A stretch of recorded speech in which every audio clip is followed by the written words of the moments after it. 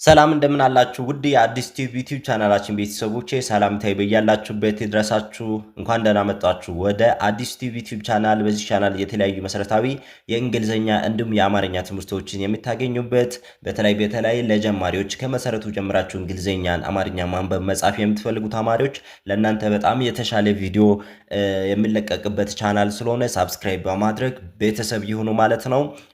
መማር የምትፈልጉት ደግሞ እንግሊዝኛ አማርኛ በታች ባስቀመጥላችሁ ስልክ እየደወላችሁ በአጭር ጊዜ በአጭር ወራቶች ውስጥ አንብባችሁ አውቃችሁ የምትወጡበትን እድል አመቻችተንላችኋል ማለት ነው። ቀጥታ ወደ ዛሬው ቪዲዮ እንገባለን። በዛሬው ቪዲዮ የምንመለከታቸው እነኚህ የኤ ፊደሎችን ወይም አንደኛዋ ፊደል በእንግሊዝኛ ኤ ፊደል በተለያየ መንገድ እንዴት እንደምንጠቀም ነው ማሳያችሁ ማለት ነው። ቤተሰቦቻችን በጣም አሪፍና አስደናቂ የሆነ ትምህርት አለ። በእንግሊዝኛ አንድ ፊደል በተለያየ መንገድ የምንነበብበት ስልት አለ ማለት ነው። ስለዚህ እሱን ነው ማሳያችሁ ዛሬ። በጣም አሪፍና መሰረታዊ የሆነ ትምህርት ነው። እናንተ እችን በደንብ ካወቃችሁ በቀላሉ እንግሊዝኛ ማንበብ ትችላላችሁ ማለት ነው። ቤተሰቦች በጣም አሪፍ። አሁን እንዴት ነው እቺ የመጀመሪያዋ ፊደል ወይም አ ፊደል ዝቺ ጋር አለች፣ ካፒታልም ስሞልም አለች። እሷን ፊደል እንዴት በተለያየ መንገድ ነው የምናነባቸው? እንደምታውቁት ኤ ፊደል ወይም አ ብለን ነው የምንጀምራት፣ ግን በሶስት መንገድ በቃላቶች ውስጥ እናነባለን። በትክክል ያን ድምጽ እንጠቀማለን ማለት ሳይሆን የሚቀርብ ድምጽ ነው የምንጠቀመው ማለት ነው። ለምሳሌ በመጀመሪያ አ ብለን እናነባታለን። ከዛ ደግሞ ኤ ብለን የምናነብበት ጊዜ አለ። ከዛ ደግሞ እንደ ኦ የምትነበብበት ጊዜ አለ ማለት ነው። ቤተሰቦች አሁን እነሱን በቀላሉ አሳያችኋለሁ ማለት ነው። አንዳንድ ነው ማሳያችሁ፣ እያንዳንዱ ላይ ቃላቶችን እያመጣው ነው ማሳያችሁ ማለት ነው። ስለዚህ ለምሳሌ አ ብለን ስናነብ ለምሳሌ ላሳያችሁ እዚህ ጋር ባግ አያችሁ፣ ባግ። ለምሳሌ ባአግ ባአ ምናምን ብላችሁ አታነቡም፣ ግን አ የሚል ድምጽ በውስጥ አዋቂነት ነው፣ ግን አ ብላችሁ አታወጡም ወደ ላይ አያችሁ። ስለዚህ ባ ስትሉ በውስጥ አዋቂነት አ የሚል ድምጽ አለ፣ ግን ወደ ላይ አታወጡ ማለት አ ብላችሁ ብቻውን አታነቧትም። በጣም አሪፍ። ለምሳሌ ባ ስንል የቤት አራተኛዋ ፊደል ባግ። ድምጹን በአማርኛ ያመጣውላችሁ ባግ የምለው ለማሳየት ነው ማለት ነው። ባግ ስንል ባግ ማለት ቦርሳ ማለት ነው። ያው በእንግሊዝኛ ቦርሳ ነው፣ ግን ስናነብ ባግ። ልክ እቺን ኤ ፊደል መሃል ላይ ያለችውን ኤ ፊደል መሃል ላይ ያለችውን እንደ አ ነው የምናነባት ማለት ነው። አያችሁ፣ አ ባግ። እዚች ጋር ደግሞ ካት ስንል አሁንም ካት። አያችሁ፣ ልክ እዚህ ጋር አሁን አማርኛ ወደ እንግሊዝኛ እየቀየርኩ ሳሳያችሁ አራተኛ ፊደሎች ምናምን እንዴት ነው የሚሆኑት? ቤ ቤት ከሆነ ባ፣ ቴ ቤት ከሆነ ታ፣ ጌ ቤት ከሆነ ጋ ብለን ነው አይደለም የምናነባቸው። ልክ ያን የምንጠቀማት አናባቢዋ እቺ አ ምንላት ናት ማለት ነው። ቤተሰቦች በጣም አሪፍ። ካት ስንል ካት። አያችሁ፣ እዚች ጋር ካት ማለት ድመት እንደማለት ነው፣ ሌላ ነገር አይደለም። ባግ ቦርሳ ነው፣ ካት ድመት ነው። እዚች ጋር ደግሞ ራ ፊደል አለች፣ ራ ፊደል። ከዛ ቲ ፊደል ስንጨምርባት ራት። አራተኛዋ ፊደል ማለትም ከአማርኛ ወደ እንግሊዝኛ ስትቀይሩ በአማርኛ የአራተኛዋ ፊደል አለች፣ እሷን አምጥታችሁ የሆነ ፊደል ትጨምራላችሁ ማለት ነው። ራት፣ ባግ፣ ካት እያላችሁ ነው የምታነቡት። በጣም አሪፍ። ከዛ ደግሞ ራት ማለት አይጥ ማለት ነው። እዚች ጋር ደግሞ ፋት ስትሉ ደግሞ ምን ማለት ነው? ፋት ስንል ውፍረት እንደማለት ወፍራም እንደማለት ነው ማለት ነው። ቤተሰቦች በጣም አሪፍ። ፋት። ከዛ ደግሞ እዚች ጋፕ ስትሉ ደግሞ ምንድነው? ጋፕ ማለት ነው ክፍተት። የሆነ ሁለት ነገሮች አሉ፣ በዛ መሃል ያለው ክፍተት ማለት ነው ጋፕ። በአማርኛም ብዙ ጊዜ እንጠቀማለን። እዛ ጋር ብዙ ጋፕ አለ ምናምን እንላለን፣ ግን የእንግሊዝኛ ቃላት ነው ማለት ነው ጋፕ ማለት። በጣም አሪፍ ጋፕ። ከዛ ደግሞ ዳድ ስንል አባት እንደማለት ነው። ማይ ዳድ ምናምን እያሉ ሲያወሩ ሰምታችሁ ታውቃላችሁ። ዳድ ማም ምናምን ሲባል ትሰማላችሁ። ስለዚህ ዳድ ማለት አባት ማለት ነው። ግን ያነበብነው ልክ እዚህ ጋር መሀል ላይ ያለችው ኤ ፊደል እንደ አ ነው ያነበብናት ማለት ነው። እዚህ ጋር ያሉ ኤ ፊደላቶችን እንደ አ ነው ያነበብናቸው ማለት ነው። በጣም አሪፍ። ኦኬ፣ አሁን ደግሞ እንደ ኤ የምናነብበት ቦታ አለ። እዚህ ጋር እንደ ኤ ስናነብ ብዙ ጊዜ እቺ ኤ ፊደል መጨረሻ ላይ ትመጣለች ማለት ነው። ቤተሰቦች እንደ ኤ ስናነብ አያችሁ፣ እቺ ፊደል ኢ ፊደል መጨረሻ ላይ ትመጣለች። ከቃላቱ መጨረሻ ላይ ኢ ፊደል ትመጣለች ብዙ ጊዜ እንደ ኤ ስናነብ ማለት ነው።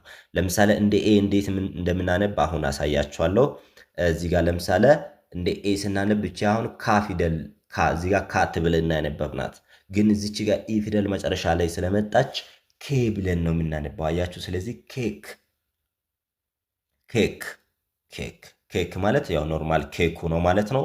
ስለዚህ ኬክ አያችሁ፣ እንደ ኤ ነው ያነበብነው። ኬክ ኬክ። በጣም አሪፍ። ከዛ ደግሞ ፌት ስንል ሁለተኛ ላይ ፈት ፈት ፈት ማለት ልክ እጣ ወይም እድል ፈንታ የወደፊት ማለት ነው። እንደዛ አይነት ትርጉም ነው ያለው። ፌት ብለን ነው የምናነበው። ከዛ ደግሞ ሶስተኛ ላይ አሁንም ተመሳሳይ ፌ ከዛ ክ ፌክ። አያችሁ ድምፁን እንድታዩ ብዬ ነው ፊት ለፊት በአማርኛ የጻፍኩላችሁ በቀላሉ እንድታነቧቸው ብዬ ነው። ፌት ፌክ፣ ችኛዋ ፌክ ናት። ፌክ ሲባል ምንድን ነው? ኦሪጂናል ያልሆነ ነገር ማለት ነው፣ ወይም ተመሳስሎ የተሰራ ነገር ነው ማለት ነው። ፌክ እንላለን። በጣም አሪፍ። ከዛ ደግሞ ክም ክም ክም። አያችሁ አሁንም ኬ ብለን ነው የጀመርናት ኬ። እዚህ ጋር ግን ካ ብለን እያነበብን ነበር። እዚች መጨረሻ ላይ ኢ ፊደል ስላለች ኬ ብለን ነው የምናነባው። ስለዚህ ኬም ኬም። በጣም አሪፍ። ከዛ ሜድ ማድ አንለው ሜድ። አሁን እቺ ኢ ፊደል ባትኖር ማድ ብለን ነው የምናነባው፣ ግን እዚህ ጋር አሁን ሜድ። አያችሁ የአማርኛውን ማየት ትችላላችሁ። ሜድ። ከዛ ጌም ጌም ስትሉ ደግሞ ጌም ጌም ጌም ነው። ሜድ ማለት የሆነ ነገር ሜድ ኢን ቻይና ሜድ ኢን ኢትዮጵያ እንደሚባለው የተሰራበት ወይም መስራት እንደማለት ነው ሜድ ማለት። በጣም አሪፍ ኦኬ። ስለዚህ ሁለተኛ መደብ ላይ ያሉ እነኚህ ቃላቶች በሙሉ እንደ ኤ የምናነባቸው ማለት ነው። የእንግሊዝኛ ቃላቶች ናቸው፣ ግን አ ፊደልን እንደ ኤ ፊደል ወይም እችን ፊደል እንደ ኤ የምናነብበት ቃላቶች ናቸው ማለት ነው ቤተሰቦች። ሶስተኛ መንገድ አለ ደግሞ እንደ ኦ የምናነብበት። አያችሁ እንደ ኦ የምናነብበት ሶስተኛ የአነባብ ሜተድ አለ ማለት ነው ለኤ ፊደል። ስለዚህ ኤ ፊደል አሁን እዚች ጋር መጀመሪያ ላይ ልትመጣ ትችላለች፣ መሀል ላይ ልትመጣ ትችላለች። ግን ብዙ ጊዜ ዳብል ኤል ወይም ሁለት ኤል ፊደላቶች በሚመጡበት ጊዜ እንደ ኦ ነው የምናነባት ማለት ነው። ላሳያችሁ ቆይ። አሁን እዚህ ጋር አል ብላችሁ ማንበብ አትችሉም። የምትሉት እንዴት ነው? ኦል ኦል ኦል ስትሉ አጠቃላይ እንደማለት ነው። ኦል ወይም ሁሉም እንደማለት ነው። ኦል ትላላችሁ። እዚች ጋር ደግሞ ቶል ቶል ስትሉ ደግሞ ቶል። አያችሁ ኦ እንደ ኦ ነው ያነበባችኋት ማለት ነው። አ ፊደል ማላለች ግን እንደ ኦ ነው። ቶል ቶል። በጣም አሪፍ። ከዛ እዚች ጋር ደግሞ ቦል ቦል። ፊት ለፊት የአማርኛውን እየተመለከታችሁ በቀላሉ እንድታነቧቸው ቦል። ከዛ ደግሞ ኮል ኮል። ከዛ ደግሞ ዎል ዎል።